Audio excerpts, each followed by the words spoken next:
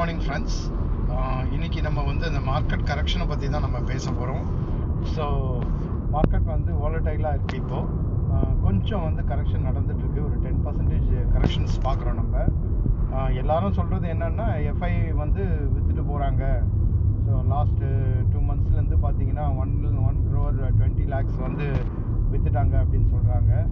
So இது வந்து விற்கணும். அவங்க விற்றா தான் வந்து நம்மளுடைய மார்க்கெட் வந்து கரெக்ஷன் நடக்கும். ஏன்னா வந்து அவங்க வந்து லாஸ்ட்டு 2 yearsஆக பார்த்தீங்கன்னா நல்லா வந்து க்ரோத் கொடுத்துட்டு இருந்தாங்க. ஸோ எஃப்ஐஐ நிறைய வாங்கிட்டே இருந்தாங்க. அப்போ நமக்கு வந்து பார்த்திங்கன்னா மார்க்கெட் இம்ப்ரூவ் ஆகிட்டே இருக்குது. நீங்கள் சொல்லுங்கள், ஆக்சுவலாக உங்கள்கிட்ட இருக்கிற பணத்தை வந்து இப்போ வேறு ஒரு முதலீடில் நீங்கள் வந்து அந்த முதலீடில் நல்ல வளர்ச்சி இருக்குது. ஸோ அந்த முதலீடு பண்ணால் நீங்கள் வந்து இன்னும் நல்ல ஒரு ப்ராஃபிட் அட்டைன் பண்ணலாம் அப்படின்னும் போது உங்களுடைய பணத்தை நீங்கள் டைவர்சிஃபை பண்ணி நீங்கள் வந்து வேறு ஒரு துறையில் நீங்கள் வந்து இன்வெஸ்ட்மெண்ட் பண்ணுவீங்களா பண்ண மாட்டீங்களா? ஸோ ஆப்வியஸ்லி நீங்கள் பண்ணுவீங்க இல்லையா? இதே போல் தான் வந்து எஃப்ஐஐயும் பண்ணுறாங்க. ஸோ நம்ம நாட்டில் வந்து பார்த்திங்கன்னா இப்போ வந்து பார்த்திங்கன்னா மார்க்கெட் வந்து சரியில்லை.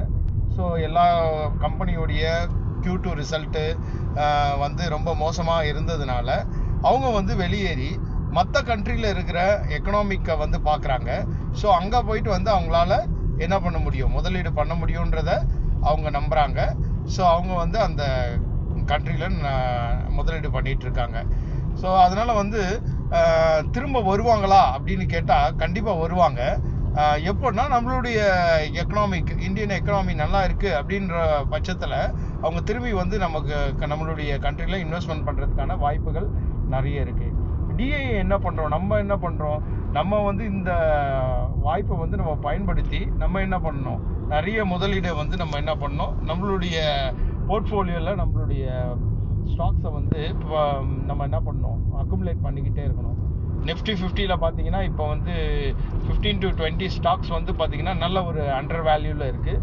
ஸோ இந்த டைமில் நம்ம வந்து பயன்படுத்திக்கலாம். எக்ஸாம்பிள் ஐசிஐசிஐ பார்த்திங்கன்னா வாங்கலாம், ஹெச்டிஎஃப்சி வாங்கலாம், பார்த்தீங்கன்னா நீங்கள் வாங்கலாம், ஜியோ ஃபினான்ஷியல் வாங்கலாம். ஸோ இந்த மாதிரி கம்பெனிலாம் வந்து ரிலையன்ஸ் வாங்கலாம், அதானி போர்ட் வாங்கலாம். ஸோ இப்போ இந்த மாதிரி கம்பெனிலாம் வந்து நமக்கு வந்து இந்த கரெக்ஷன்ஸ் வந்து நமக்கு திரும்ப வருமானா ரொம்ப டவுட்டு தான். ஸோ அதனால் வந்து நீங்கள் இந்த மாதிரி ஒரு ஸ்ட்ராங் ஃபண்டமெண்டல்ஸ் உள்ள கம்பெனிஸை லாங் ரன்னில் நீங்கள் இன்வெஸ்ட்மெண்ட் பண்ணும்பொழுது உங்களுக்கான ஆப்ஷன்ஸ் வந்து ரொம்ப பிரகாசமாக இருக்கும். உங்களுடைய ப்ராஃபிட் வந்து நல்ல பிரகாசமாக இருக்கும். ஸோ இதை பயன்படுத்திக்கிங்க. நன்றி, வணக்கம்.